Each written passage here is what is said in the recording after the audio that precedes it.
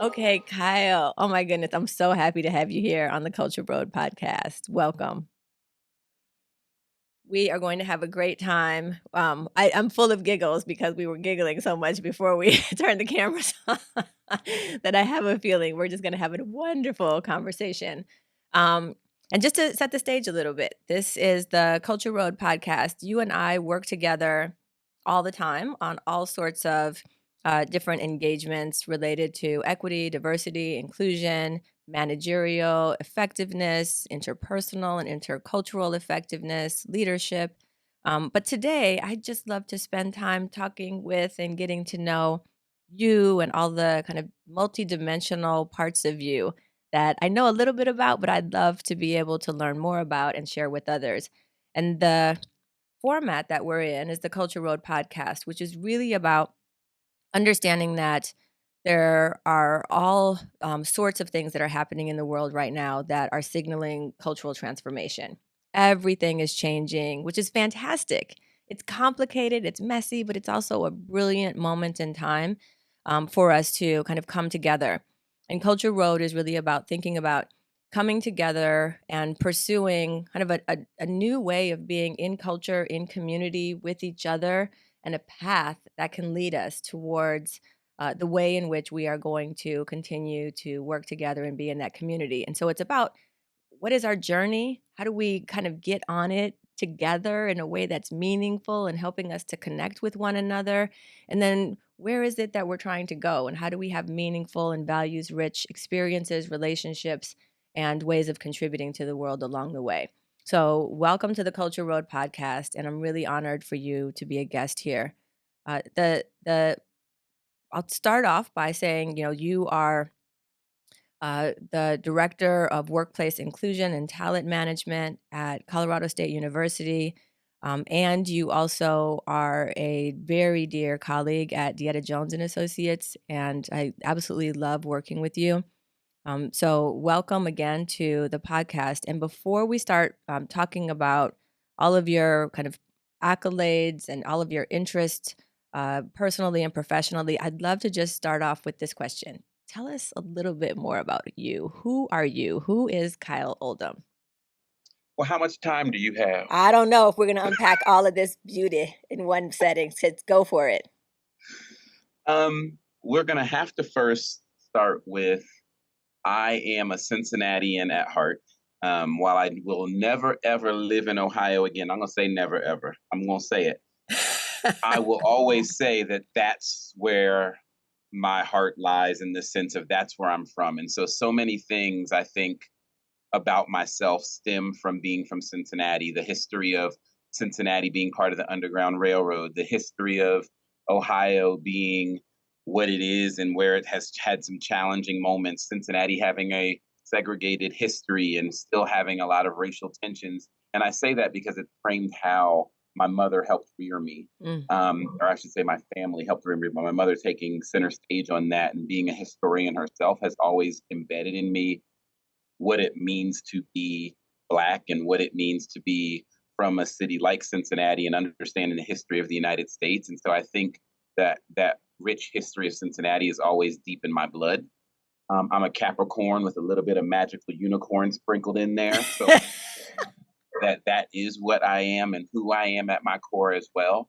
I would say that I am a educator at heart. I always revolted against my mother telling me that I was going to grow up to become a teacher. And I'm like, no, I'm not going to do it. Why? Because that's what she was and that's what she wanted me to do. So, of course, as that young pubescent understanding boy, I was always like, nope, I'm going to revolt against the regime and become whoever I want to become. And then what did I do? I became an educator because I believe in the power of change and the power of learning and what does it mean to truly engage and learn. And so even when you were doing the introduction and hearing about the culture of where we are at and the complexity behind it, to me, that's rife with opportunity. Yeah. That an educator should be at the forefront of that. And I feel as though that is a part of my being as well. I am a big kid. I am a Black nerd, is what I would like to call myself, recognizing that I love most things animated, not anime. Anime, I'm still learning about. So there are two different communities there. A lot of animation. I love a lot of children's stories. I love a lot of growth. That's a part of who I am. It's what I embed in, as you can probably see if you're looking at me at this time. Marvel is something that I love, and there's a complex history behind Marvel that I'll talk about maybe. Really understanding what it represents and what it means. I am also someone who just loves life. I like to laugh. I like to joke around, even to the point where I'm probably distracting in most meetings that I sit in the workplace. So sometimes I wonder how I still have a job at times.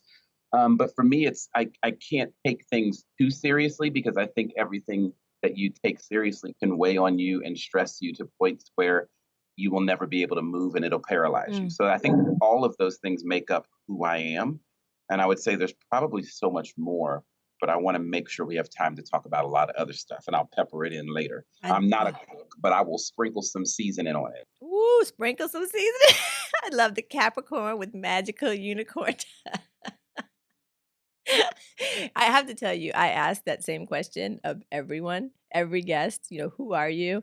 And everybody answers it differently. But the fact that you just were able to, here's who I am in a way that's just super crystal clear and very, like, it's like you had thought about the answer a million times in a million different ways, which is fantastic. A lot of people we think about our accomplishments or we think about what we are responsible for vis-a-vis other people. We think about our roles. We think about those things. And you're like, this is who I am in a way that I think really is powerful. So thank you so much for that answer. I think it set a beautiful tone.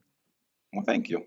I would also add too, I think with what you just said, I don't think we're always given the opportunity or the support to think about who we are. It's in relation to ourselves. It's always in relation to other people. Yep. And I think that that's still important, right? I could think about in relation to other people. I'm a brother. I'm the youngest sibling, which means I'm perfection incarnate.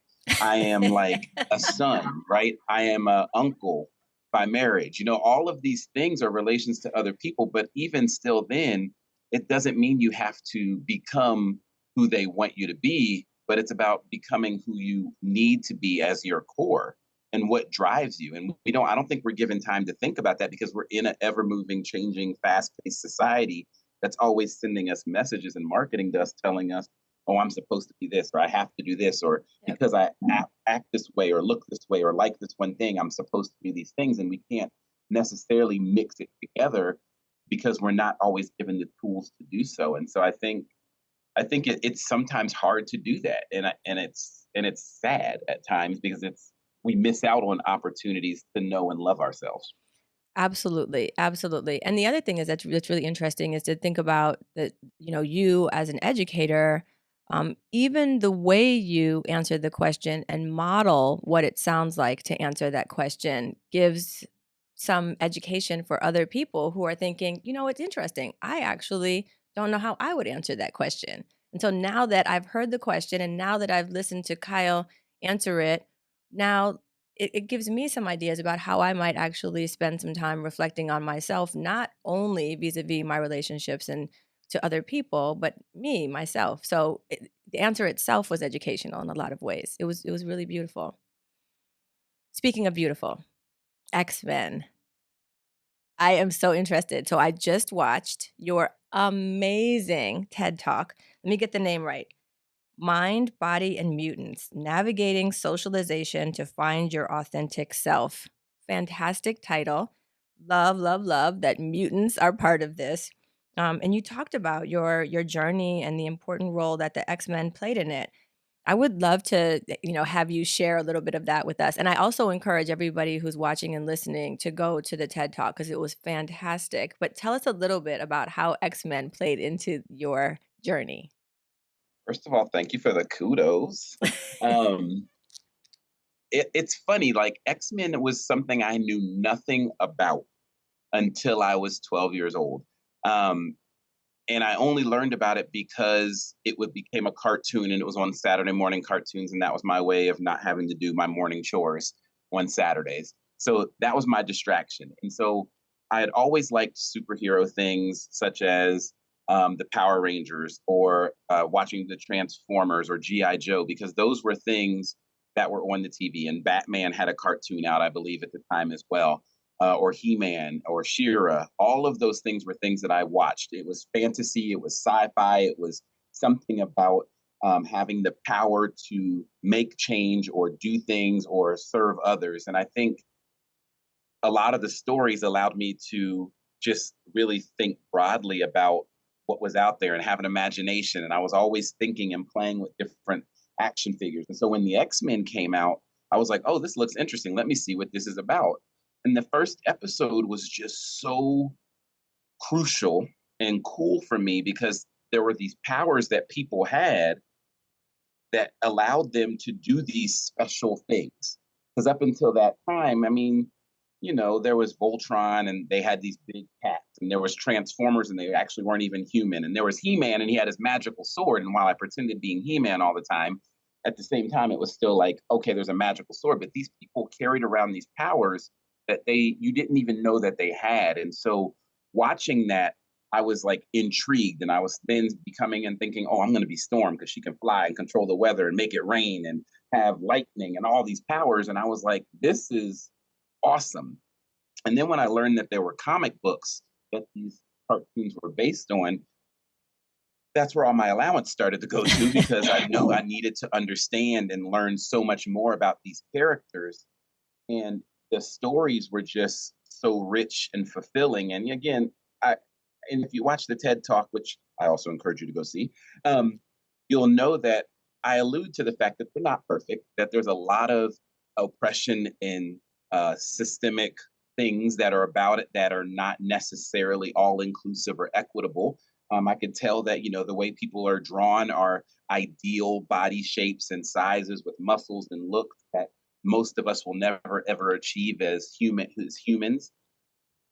But looking beyond that, for me, it was the story under that. It was the story that powers manifested at an age, usually around puberty, where you start to grow into these things and you change, and then people started treating you differently because of this. Yeah. And even if they didn't know you had powers, they would talk about hating mutants because they're not human and that they're different than us, because there's this fear that people with powers are going to treat us or mistreat us in ways as humans differently. Yeah. And so as I started digging more and more and becoming more aware of my own identities and more aware of what was happening in society as I continued to grow up and having conversations with my mom who would talk about this is what's happening or this is why people are saying these things, I started to draw those parallels between like, wow, this is really some real life stuff in these comic books and in these cartoons that are telling us, embedded in these fantastic sci-fi stories, is the reality that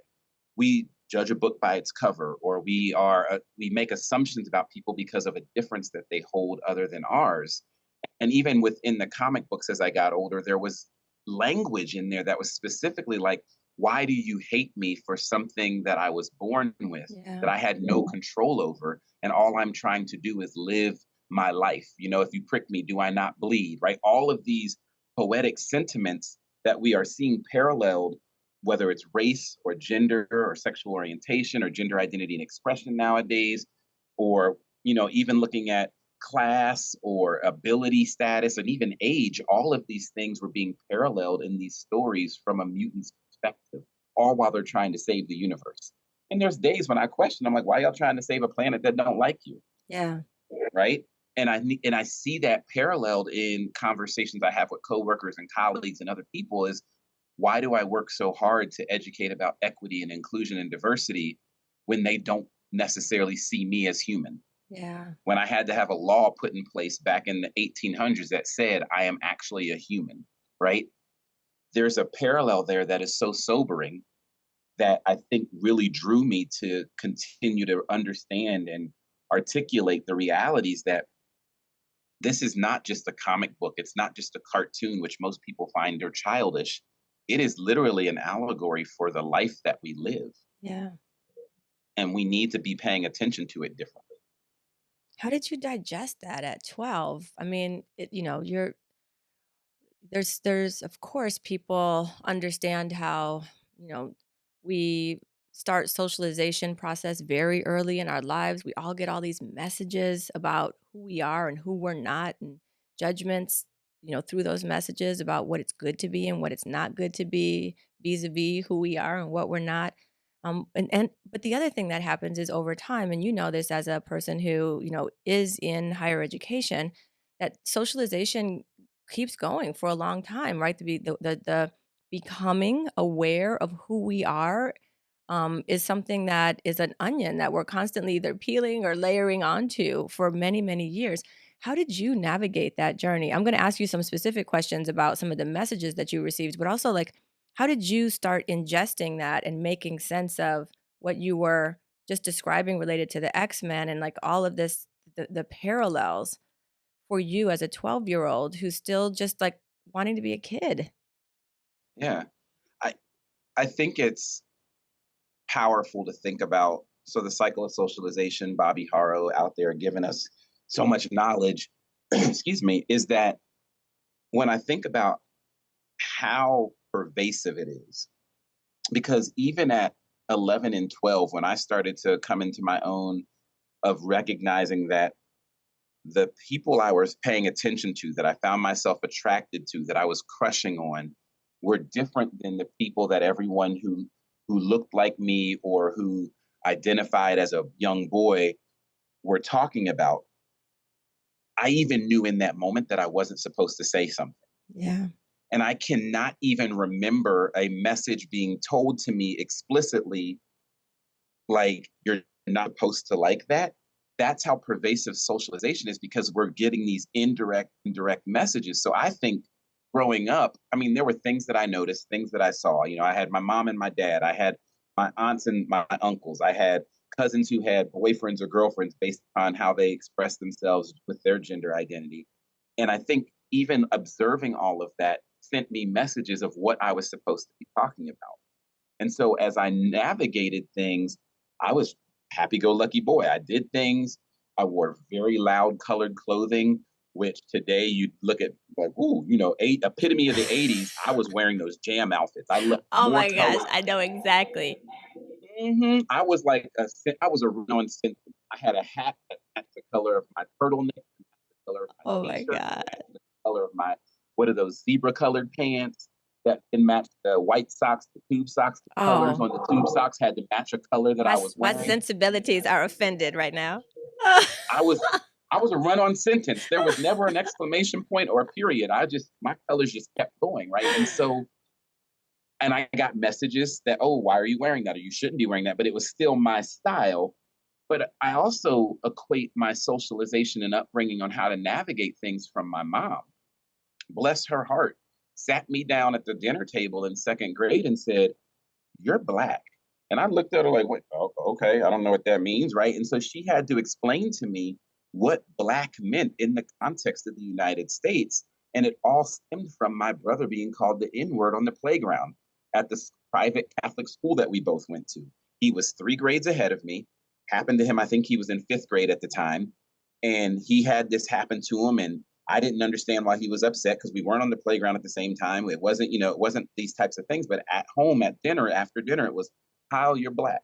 And this is what it means. People are going to look at you and certain things about you. They're going to assume things about you. And you're going to have to work twice as hard as your white peers in school to prove that you belong there and that you deserve to be given the respect of who you are as a person." And that has stuck with me. The Yeah. number 2 is one of my favorite numbers. I have to work twice as hard. I'm also the Yeah. second child, as I said earlier, if you didn't catch that, youngest sibling, perfection incarnate. Perfection. All of these things continue to cycle around me, and I think helped guide my socialization of being like, okay, I'm not supposed to say these things. I don't know if this is going to happen. I don't think this is right. And that's how pervasive it is. It tells you what rules you're supposed to follow and how you're supposed to act and what you're supposed to say and when you're supposed to say it. And it's also layered with the identity that I held in my privilege of being a man, of being a young boy, of being able to ask certain questions certain ways or play a certain way or go out and do certain things. And so there's a lot of complexities of like, well, if I can do this, why can't I do this? Yeah. And so there's a lot of questioning and there's a lot of understanding and meaning making that I think that went into my growing up, asking questions, reading a lot of books and really talking about it. And then again, my mother being a teacher, making me do extra homework I came home without my books. No, we going back to the school and get your book bag. You bring schoolwork home. And if you don't have it, I'm going to assign you homework. Yeah. And I think those were ways that I navigated this concept of like, I'm not going to be enough to I am enough. And let me show you how and why. And I think that was part of my socialization that was different. That why component. I'm going to tell you what people are going to think about you, but let me tell you why that is and give you some context so you understand the importance of you do not have to just be at that level. You can travel to other levels and continue to progress. And let me tell you why that might. So there's a million things that I want to unpack about what you just said. One of them is that the way that you describe some of the messages that your mother shared with you. I've done that with my son. My parents did that with me. And by the way, all Black folks I know in the entire United States of America have had this conversation. I have never had an experience where I met someone else who also identifies as Black who hasn't had some version of this or many versions of it over time. And I try to explain it to people, and they're like, "Really? Why?" And it's very interesting to think about the different kinds of conversations that happen in Black homes, and I think there's a lot of different ways in which this happens in different kinds of communities, and also what that does. What it means is that we talk about race early and often, and what we're more kind of comfortable and sometimes even competent talking about race and even racism because we practiced it. Doesn't mean that we like it, doesn't mean that we're perpetuating it, but we mean we've been practicing it in our day-to-day lives for a long times where if that hasn't been the conversation and then for the first time you're in a workplace setting and this conversation about race is happening, it's much more uncomfortable. We don't have the tools. We haven't said it. These are the things that aren't supposed to be spoken out loud, right? Those sorts of things. This isn't appropriate conversation in a workplace, et cetera. And so now all of a sudden we're in that space. But the other thing that you described is this concept of socialization where somebody is feeding you out of love, right? This is how culture works and socialization, right? This is how culture works. Your mother in this case, or me as a mother, I'll use myself, out of love, I'm saying to my son, I'll personalize this just to, take the pressure off because I don't know exactly how you and your mother manage this dynamic. Out of love, I want to tell you this. What I also, though, am pouring into my son is fear, right? I'm also saying, I'm telling you this out of love, but really, really, really, my overriding desire is to protect you, to keep you out of harm, to keep you kind of safe from the evils of the world. And so, also, one of the things that happens with socialization, as we're describing it, is that we are pouring fear into other people and sometimes even other sorts of things that might end up being kind of ingested as or expressed as shame or as a need to feel less than.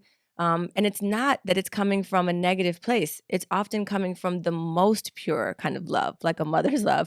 But it means that we're absorbing it and then we're trying to figure out how to navigate it. And so when I talk about like your journey and your socialization, and you talked about kind of separating out the messages that were poured into you and then the work that you have done over time to kind of separate out, I can transcend those messages and I can have a bigger kind of understanding of myself than those messages. That's the journey that I'm really, really interested in because that's really hard to separate out the messages that were given to us from the most honorable places, from the kind of parts of ourselves that are like, I want to break past that sense of fear and into a place where I can truly like live in my own light, which is a really hard process for a lot of people, at least when I talk to people. And definitely it's phrased for me.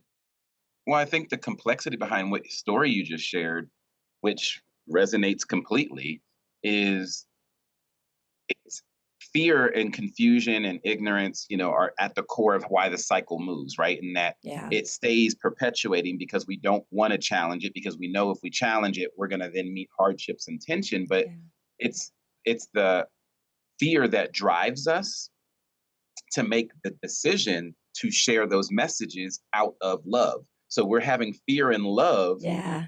walk hand in hand Yeah. because I'm scared that if I don't share this with you, you're not going to understand the knowledge. But I also know that it can turn into that pouring of fear because that's how it might be received. Yeah. And if you think about the development of our children and our young folks that you were sharing, like how are they taking it in and how are they making sense of it? And even as an older individual, when it's being brought to our attention, there's a fear there that they're receiving it out of like, did I miss something? Oh, wait a minute. Why don't I know this? Or wait, oh, my world is actually as messed up as people keep telling me. And now I have someone who I trust or who I'm engaging with that's telling me this. And have they thought about? So now we have all of this happen. Yeah. But it's because we love someone that we actually take the time to actually engage in that. And so it's hard to narrate and navigate for sure. This conversation that we're having right now is the reason why I'm in love with the topic of culture, because to me this is what culture does, right? It's so complicated. It's about who are we, what are our values, right? What do we care about, deeply held values, and then how do we show those in ways that allows us to create that sense of community and belonging and family and usness that can be so beautiful. But along with that are all these other things, right, that also exist inside of culture that are super complicated, right? And that are super either isolating or fear-based or perpetuating negativity or toxicity. And the complexity is so compelling to me that I've spent my entire career kind of in the service of understanding culture. And it's the reason why Culture Road exists, because I feel like it's a fascinating place to spend time thinking about. And also, we're all in it no matter what. And no matter what, we're all not just in it and drinking it up, we're also teaching it, right? We're also teaching it and perpetuating it. And so every single one of us has part of a role to play in this journey, whether it's our own personal work or how it is that we show up with and for other people. Yeah, it's pretty powerful.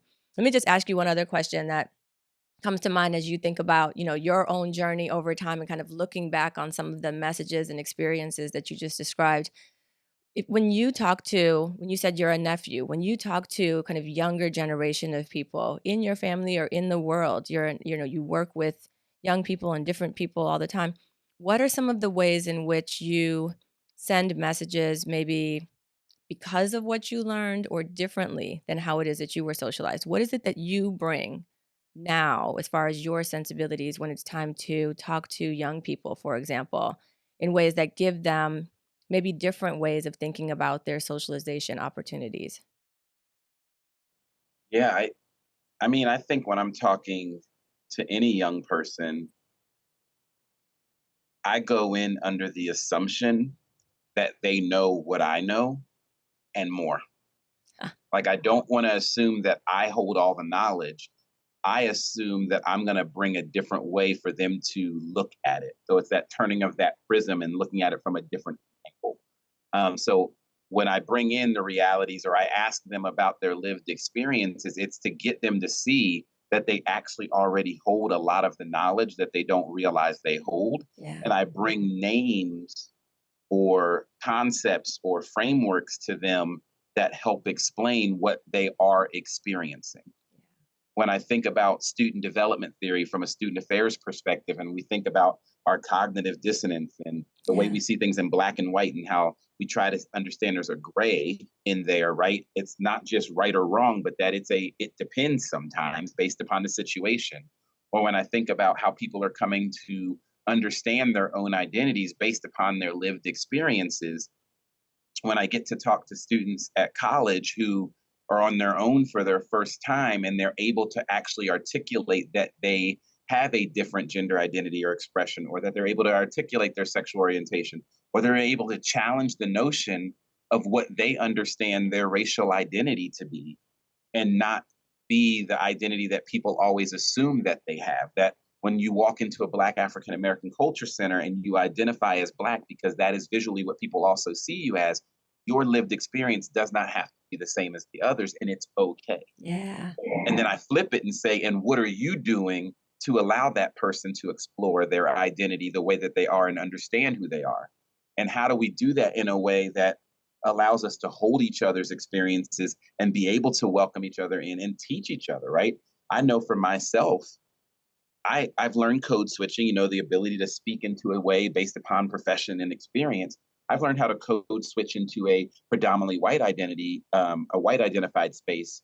But I've also had to learn how to code switch into a predominantly Black identified space because I did not grow up in a predominantly Black environment. My most predominantly Black environments was either family reunions or church on Sundays. Outside of that, in school, I went to mainly predominantly white schools, and even with the larger Black population, I was in classes that were predominantly white because of the way that students were typically tracked in our school district. Mm. And so, going to predominantly white colleges and graduate schools, I learned how to code switch in both ways, and I'm still learning how to code switch in certain Black environments because certain things that I find enjoyable or exciting aren't necessarily the things that some of the Black identified folks I engage with find enjoyable or exciting. We have different likes because we are different people. Yeah. I think my cousin and my brother, they'll probably make fun of me for this, but we get on text messages and they'll put videos or they'll say quotes of things that are typically from R&B or rap songs that I don't even know. And so then they'll like, oh, for you, Kyle. And then they'll put a video in there or they'll explain what is actually being said or why it's, and I'm like, I got that one. And so I think that's the complexity of culture that I think is we need to be able to hold Yeah. and understand. And that, it's so complex. It is. Oh my goodness. I'm so happy that you just talked about the things you talked about. And it's interesting because um when I think about even my own journey, the people, some of the people who have been most instrumental in my life are not people who taught me. They're people who coached me, who listened to me, who created space, who asked me questions that often originated with a question that I asked, and they just invited me to reflect on it. Well, I don't know. What do you think about that? In a space that I hadn't ever had before. You know, I grew up in an era where, and maybe in my household, where I had parents, you know, my father was one of 18 children, my mother was one of 10. So they didn't have a tremendous amount of parenting themselves. And with families that size and coming out of the kind of poverty that they both came out of, it was just do what I say, don't ask questions. We're not learning to converse. We're not learning to have kind of crucial kind of thinking.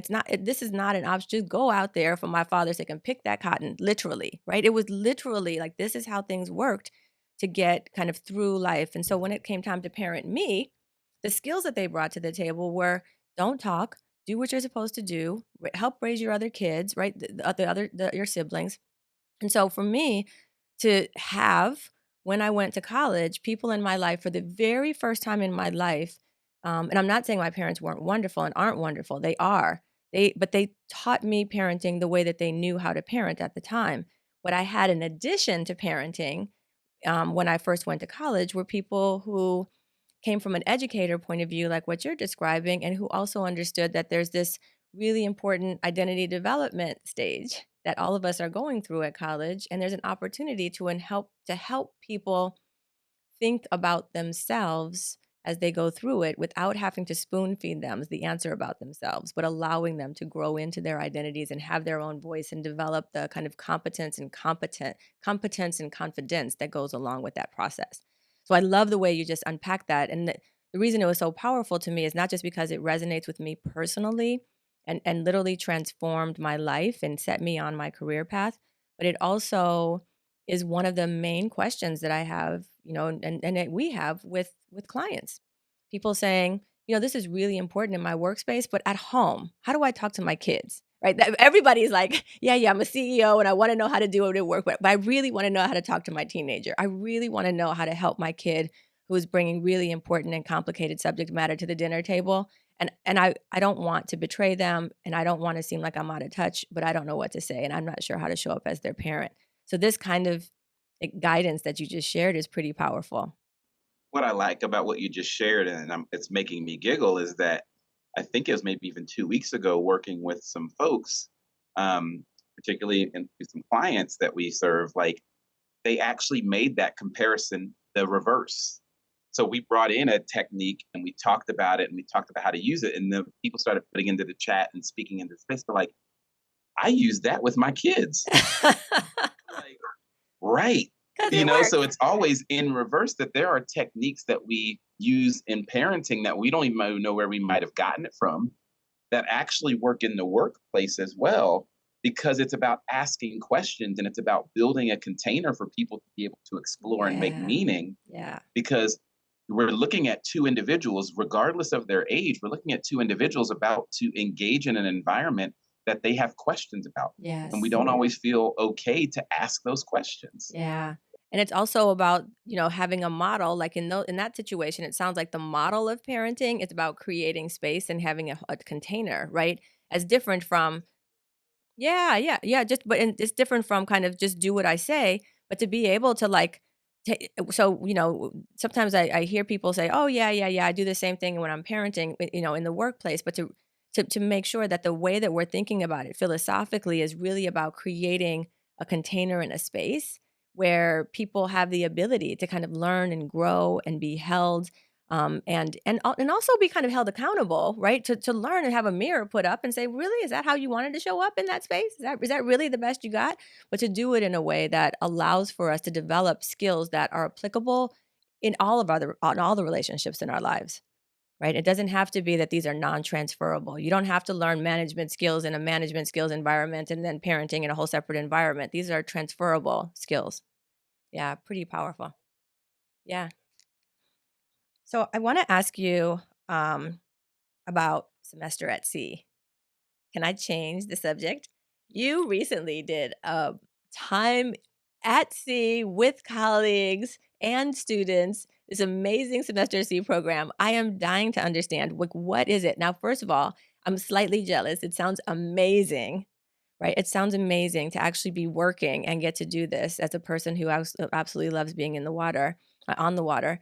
But I also want to just unpack it a little bit. What is it that made you say, yes, I wanna go and live on a boat with a bunch of people that I don't know all that much in relatively close quarters over a concentrated period of time where you can't just escape, right? And you have to figure out how to coexist together in a way that's probably quite different and much more limiting probably in some ways than your own real life on a day-to-day basis off of a boat. Tell us a little bit about why you made that choice and what some of the, um, lessons that you learned, through that experience. So first of all, let's be real. If you are given the chance to sail for 108 days on a ship for free, I'm gonna take it. So that was first and foremost. I had never been to half the places that they were going. That was also intriguing to me. I think the one trepidation I had is what you named very eloquently, which is you're on a ship and you can look at it as being trapped for some time period with no other place to go. I mean, there is somewhere else, but do you really wanna, like, jump ship? Right. We ain't trying to create an international incident, right? And having been on a cruise ship before, which is a much larger vessel than the one that we sailed on, like I'd done 2 or 3 days on the water at a time. So that wasn't the concern for me. And recognizing as I look at the experience of what semester at sea brings, I mean, we're taking 400 to 600 students around the world to 2 to 3 different continents, to these different, like 11 different countries or Wow. so, to be able to experience and I would say jump feet first into a different culture that they might not have either experienced before or ever been to and see it from different eyes and different lenses. For me, that's what was the exciting pull for it. Mm. I am a residence life housing person at heart.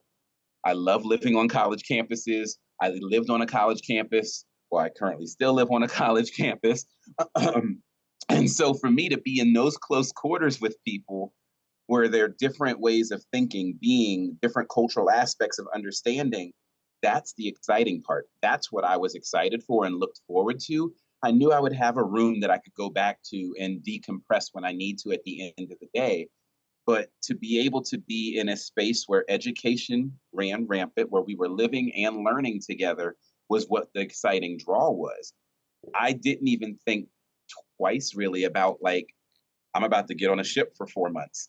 What I was thinking about was okay, the longest stretch I have to do is 10 days. 10 days on sea. If I can stay busy, I can make it work. And so I think it's the penultimate experience, I would say, of mixing my work with my pleasure, with my ability to my values as an educator into one space to be able to see the world, see the water, see the ocean, visit countries that I know that I never thought I would ever be able to get to, and do it while I was challenging my colleagues and young minds and myself to see things differently.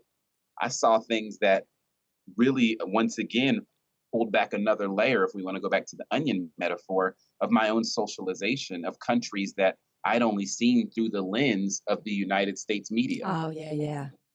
And I'm sitting here in these countries like, yeah, this isn't what I expected. And I had to, humble myself a little bit, put my perfection on a shelf, and realize that I actually had a misconception of what this culture and what this country actually was. Yeah. And while there was still my observational and environmental awareness being done, because I'm still a Black man who identifies as gay in a country that I've not grown up in and in a culture that I've not grown up in, that I'm not accustomed to, I still wanted to be aware of my surroundings and Yeah. make sure that I was being safe. And I also knew a lot of that came from my own socialization around what this country was or who the people and the culture were of that Yeah. specific area of the world. I love that. I love that. Yeah, when you were saying, being in a different space, Black man identifies gay, I'm like, I can imagine. I know a lot of people in the United States without ever leaving the United States having the same conversation right now. And also that to me, as a person, again, who, really is in love with the idea of exploring culture, but grew up not with the means to travel internationally.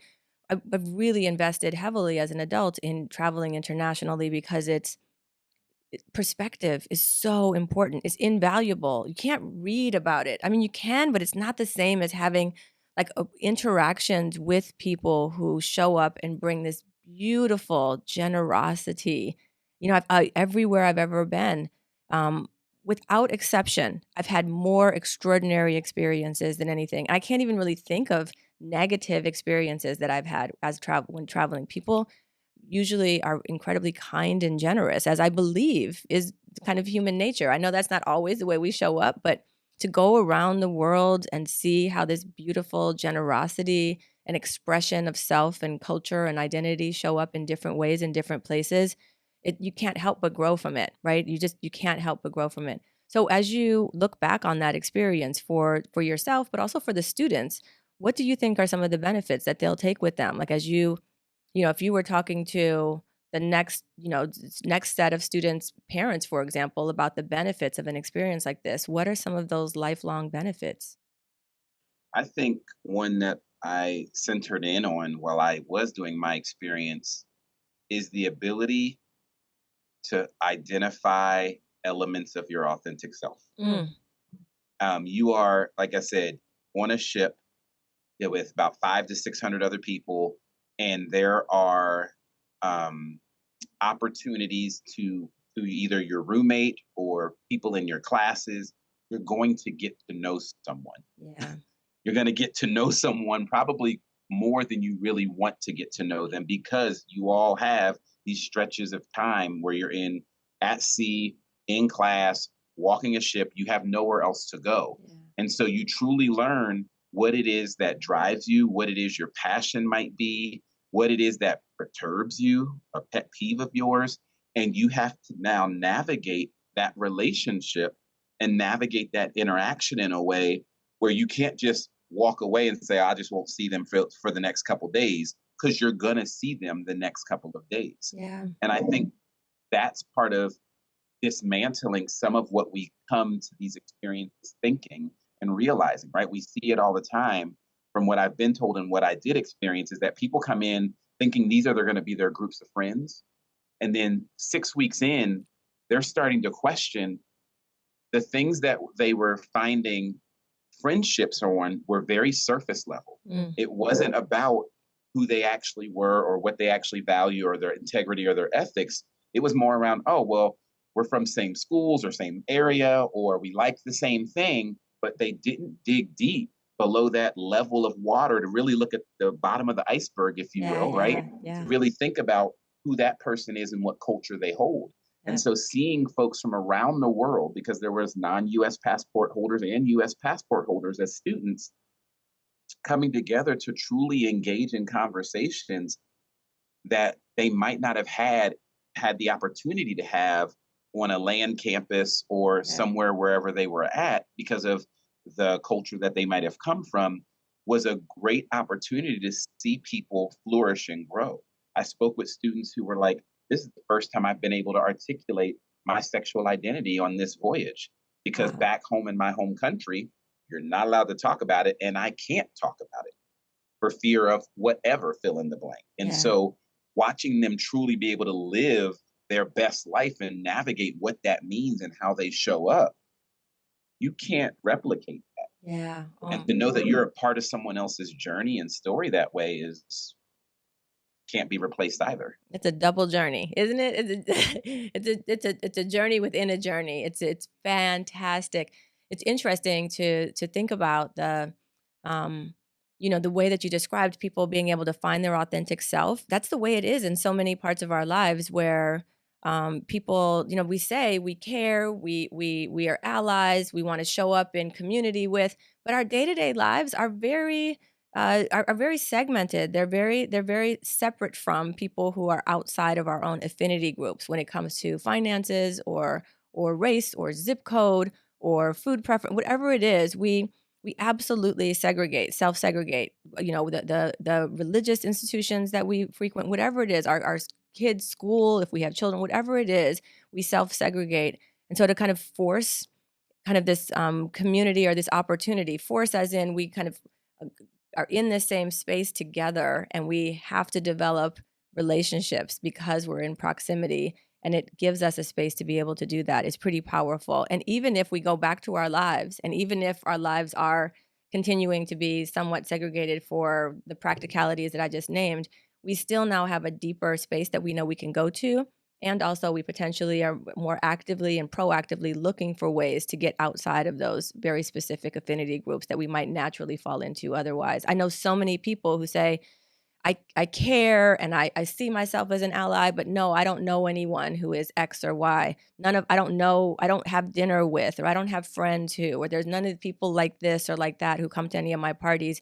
How do we get to a place where we can kind of normalize having relationships with people who might sit in different spaces than us regarding a whole lot of different aspects of our lives and identities in ways that allow us to understand each other, maybe dig a little deeper, and maybe understand ourselves a little bit more because of that experience and those experiences. I often describe, and you know this because of our work, is I think that this is the absolute formula for reducing bias, right? Getting close, getting proximist, like forcing ourselves sometimes or being forced. And I don't mean forced in a negative way. I mean forced like taking extra effort. Like it actually takes effort to sometimes get out of the comfortable spaces that we get into and to say, I am going to proactively and intentionally cross a line or go outside of my normal daily routine or make a phone call or invite a conversation in order to learn something, in order to have a mutually beneficial experience with another person or across group identities that allows for us to start breaking down those biases and breaking down some of the notions that we have about otherness that we otherwise might not have access to. So it's pretty amazing to hear that. You better preach. Woo! That was in my soul right there, right? Because like you were saying, I'm like, that's and I think I deserve a fan. I think I deserve a fan. Don't you think? I think I deserve. I I deserve. don't even know what to say is that. I think I deserve. What? Ooh! I was just waiting. There was you're the one who said it. I was just like channeling your energy and being in the space with you. Look, that's fine. We can feed that soul too. I'm here for it. 'Cause what I mean, like, because you're talking about, there were so many things, right? So you talk about the self-segregation that we do, which is antithetical to what you just talked about. The interactions is what mitigates the bias. Yeah. And what I was thinking about is that my mind goes to this place of we self-inflate as well. Ah, So while we self-segregate, we self-inflate in a way of this is what I'm supposed to be. This is what I'm supposed to say. This is what I'm supposed to do because this is what everyone around me is doing as a way not to feel isolated yes. because we're socialized that anything different is ostracized or dehumanized. Goes back to the X-Men piece, right? So how do we get in to fit in? So we self-inflate ourselves in a way, which even the experience that or the example you shared around like, I'm an ally, I do these things and but I don't know anyone and no one comes to my parties. Right, because you need to deflate Right. some of the air from your balloon a little bit and think about you actually probably do know people because you don't know who you know. And now you need to put a magnifying glass up internally to figure out Yeah. why they have not shared with you Yeah. who they are. Yeah. Because you might say some things, but you ain't doing the things. Yeah. So let's talk about that intent and impact. Your intention is to be welcoming and hug people, but your impact is throwing thorns all over the place. So people aren't going to want to hug you. And it's not because you're a bad person at the core, it's because you maybe haven't figured out how to conflate Yeah. the Yeah. ways in which you're supposed to be and who you actually are and why you're choosing to be the way that you want to. If you Yeah. truly care and want to create a space where human dignity is honored and respected and valued, then let's do the work. Do the work. Because the words aren't going to get you there. Because at some point you might lose the words, but your actions can never be lost. Mm. Okay, now I know why the little ladies at church when you were 12 years old said, Kyle, you gonna be a preacher. Oh my God. We here for it now. You done started. The doors of the church are open, DeEtta. Come on. I'm telling you, and the essence of what you just said, if I was gonna boil it down to one word, it's humble. Ain't nothing wrong with being humble. Ain't I mean, I nothing don't know wrong. the definition of that word, but I get what you're saying. I see it for others. Ain't nothing wrong with a little humility, and it's so beautiful to think about. Sometimes the best path of actually showing up in the way that we want to be experienced is to just get a little bit smaller. And I don't mean I'm not saying take away your light. I'm not saying diminish. I'm just saying sometimes just to create space for others, you got to like take a little bit of yourself out of it. Like just a little bit room right here would allow for a little bit of more space. And it could be a beautiful synergistic exchange, but sometimes that self-work isn't present. And I agree with you that people think I'm doing it. I'm Okay, including, I'm Kyle. Oh my inviting, and they don't understand why there's not reception on the other end. And and maybe the way you just described it is the real essence as far as really understanding inclusion. Actual inclusion requires doing the work. And I don't mean doing the work at you for you. I mean doing my work. That's where inclusion starts, right? Yeah. Mm. I got 2 fans in one day. Lord have mercy. That is actually I'm super, super happy about that. Okay, let me ask you one more question about confidence. So confidence to me is so it's such a complicated word in so many ways, but it's also really important for me to bring up with you because one, I think you exude confidence, and B, you instill confidence in other people, right? You work with people on your campus. You work as an educator. You work with clients as part of the DeEtta Jones and Associates team. You are an amazing consultant and facilitator.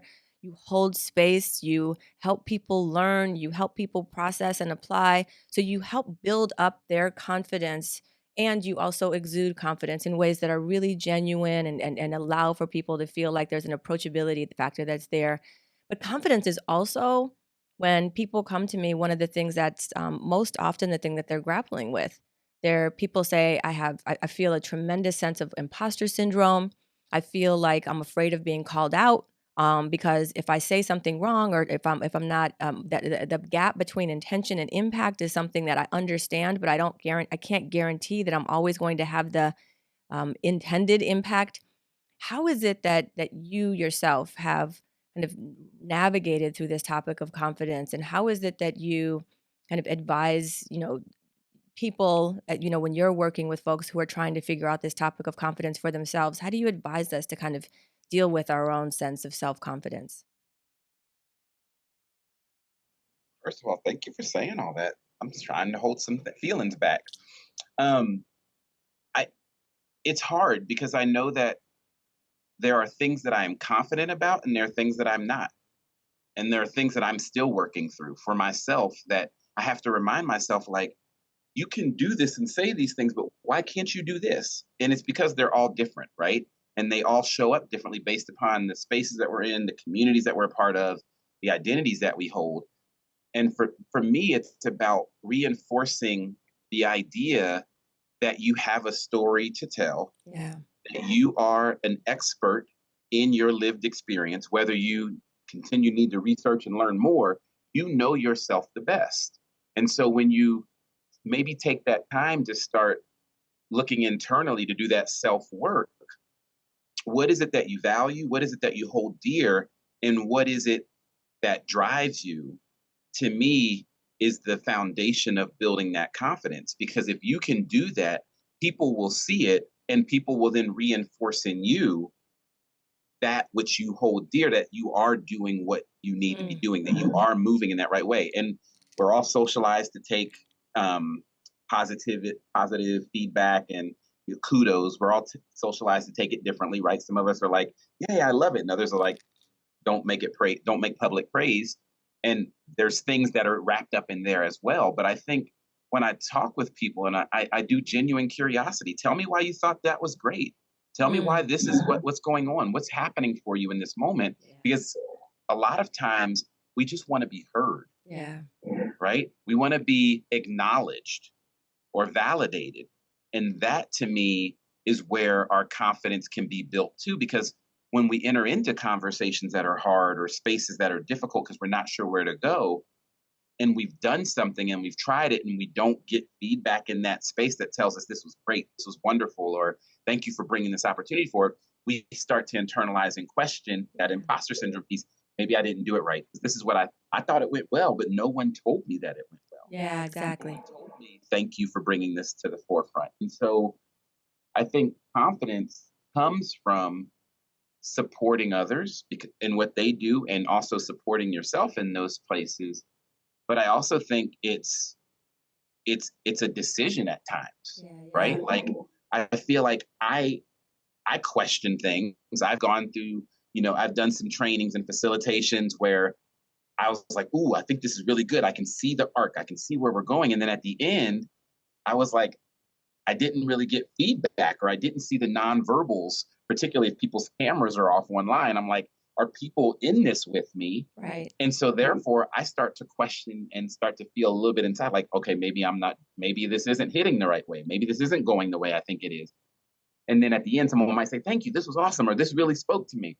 Whew, it Yep. did work, right? And so I think it's believing that the story you are telling and the time that you are giving and the energy that you are expending with someone, believing that that is worth something. Yeah, yeah. It's believing in your self-worth, I think, is a part of it. And ultimately, maybe it's my mutant power that I got, and I've just used that. I don't know. You definitely have an amazing mutant power that's meant to bring joy into the world and all sorts of other things. The interesting thing that I love to focus on that you're talking about is the feedback loops. And some of those are external and some of those are internal, but they have to exist. And we sometimes are so busy going forward or pursuing the next thing that we don't pause, or we just miss the opportunity to give someone, for example, a piece of feedback about this is what you did. This is why it was amazing and helpful. Here's exactly what it did that was beneficial to me, to our group, to our discussion, to our ability to take things a bit deeper, whatever it is. Please do more of it.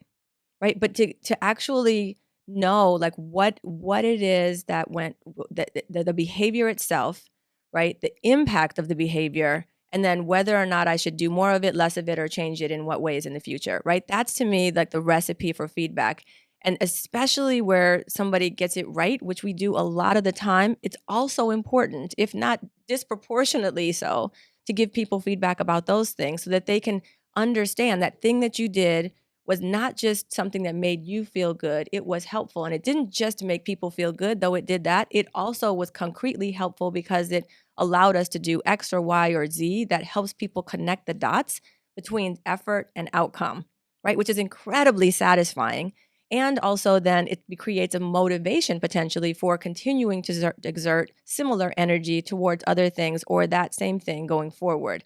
So it actually creates momentum in a direction that is desirable. And then for ourselves to be able to have those same feedback loops that we have internally, because most of the feedback that we're going to probably ingest is in ourselves. We talk to ourselves more than anybody else talks to us.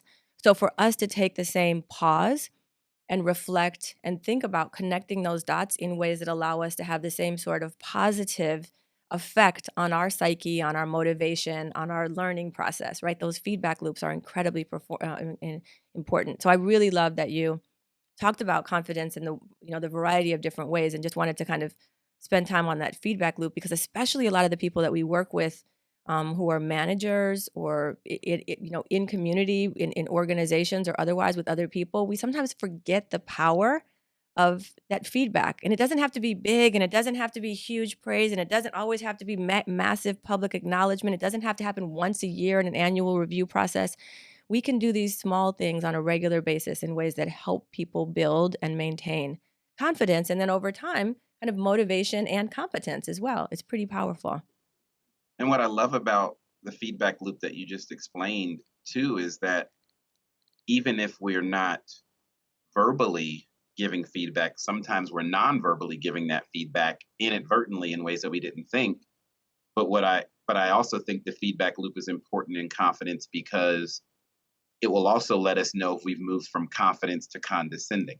Right? Because sometimes confidence can come across in a way that is overtly confident to a point where it's condescending. Yep. And I think that means the humbleness that we were talking about was removed from confidence. Because I think there's still humility and humbleness within confidence. Yeah. And how we can maybe approach it differently as well. It's recognizing that we have a way to do things, and we can still open the door for other ways of meaning making and other people to invite more feedback or more information or other innovative, creative ideas to help shape it differently. And you can be confident in not knowing something. Yeah. Which we also know, tied with certain identities, comes with a cost, because research talks about that women and people of color and people with accents that are non-European accents specifically from many communities of color, I would say, even talk about how credibility can be questioned if you don't know an answer when people think you're supposed to know an answer, versus if you might be more of a privileged background, being white identified, male, or from a European background with a European accent, people will either just believe you right away, or even if you say you don't know something, they won't think less of you for not knowing it. Yeah. Which also plays into our ability to be confident, or our need to have to promote confidence that might not be genuine, because we know we have to code switch or play a game in order to maintain our status, which makes it complex as well, because all of that is socialized. We need to get into a liberatory consciousness differently. Ooh, Kyle, you need to give yourself a fan on that one. I don't even have a fan. I need to have a fan. I am so like, whoo, that right there. Thank you. Liberatory. And number 3.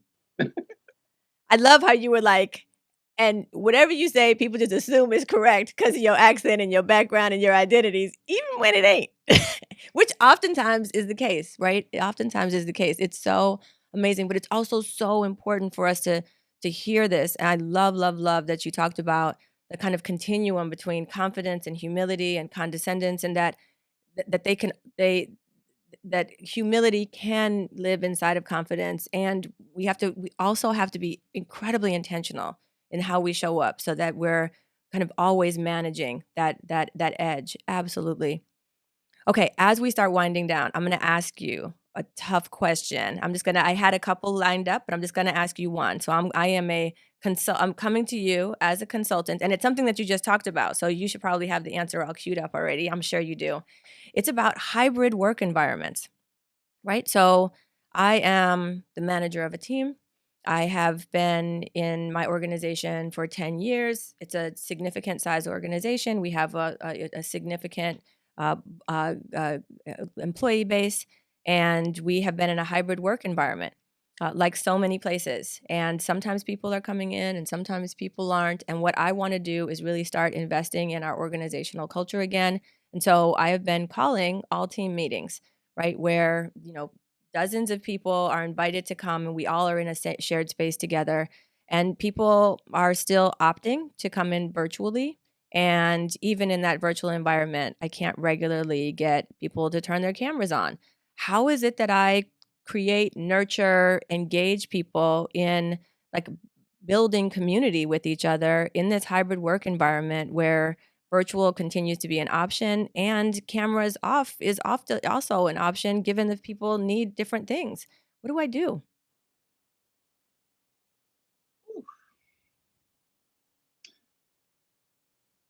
Well, at first, I think what's coming up for me is how do we understand the hybrid slash remote preference that people have, right? Where are we engaging with those folks?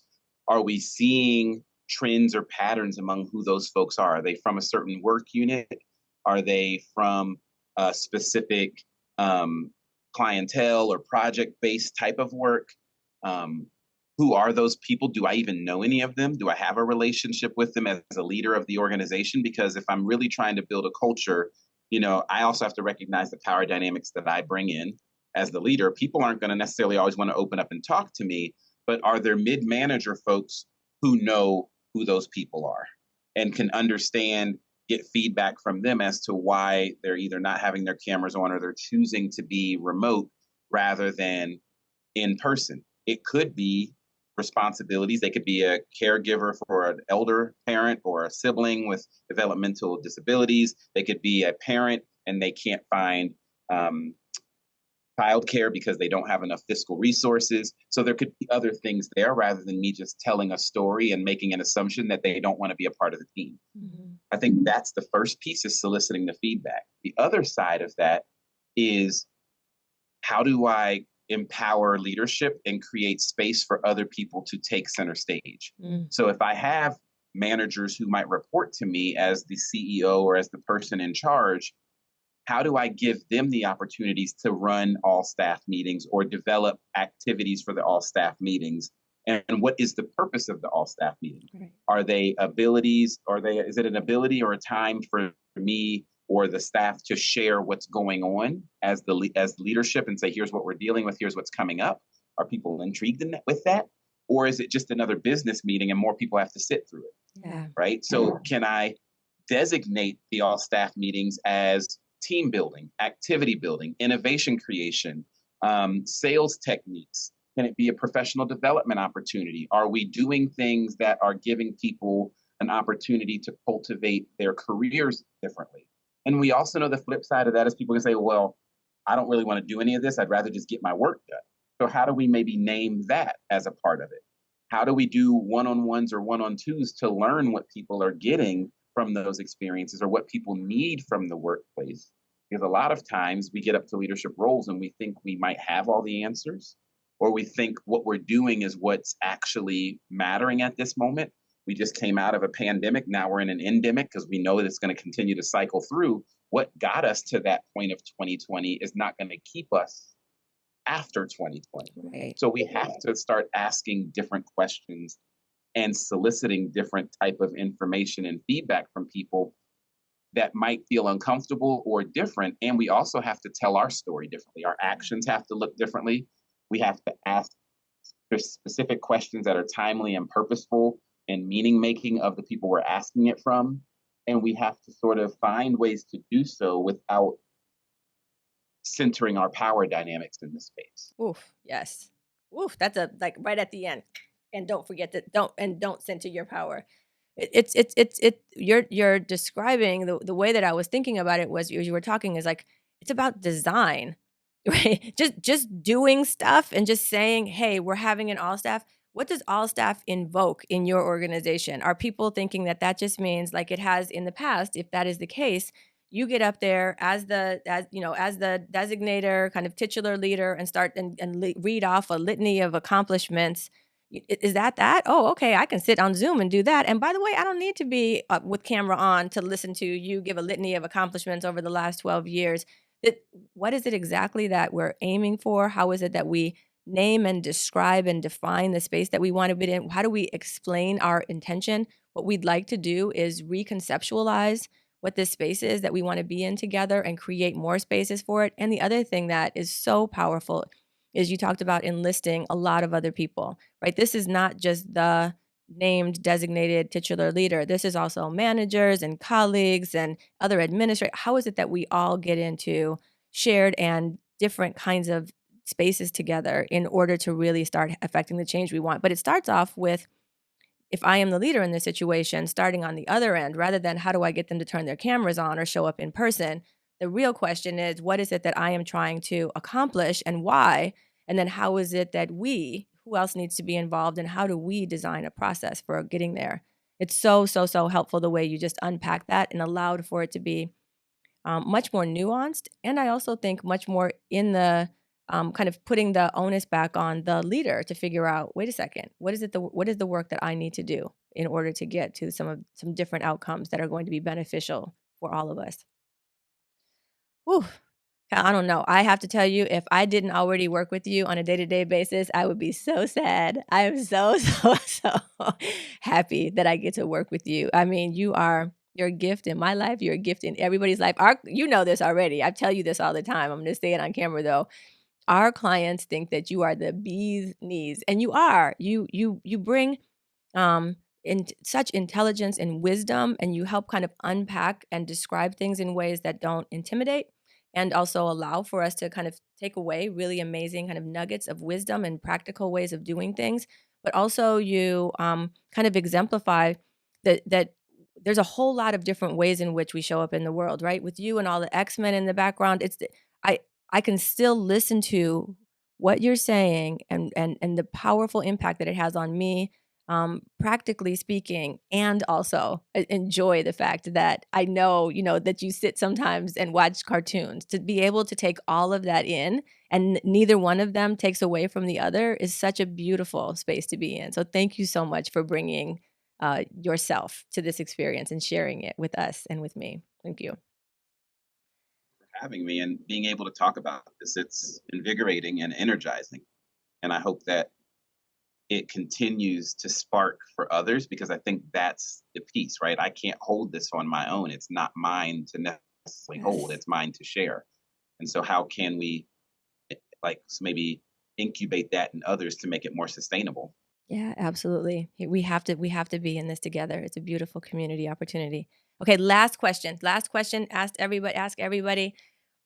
If you were going to think about the song that is your song for today, the song that is just really capturing kind of your energy, your vibrancy, like where you are right now, what song is it?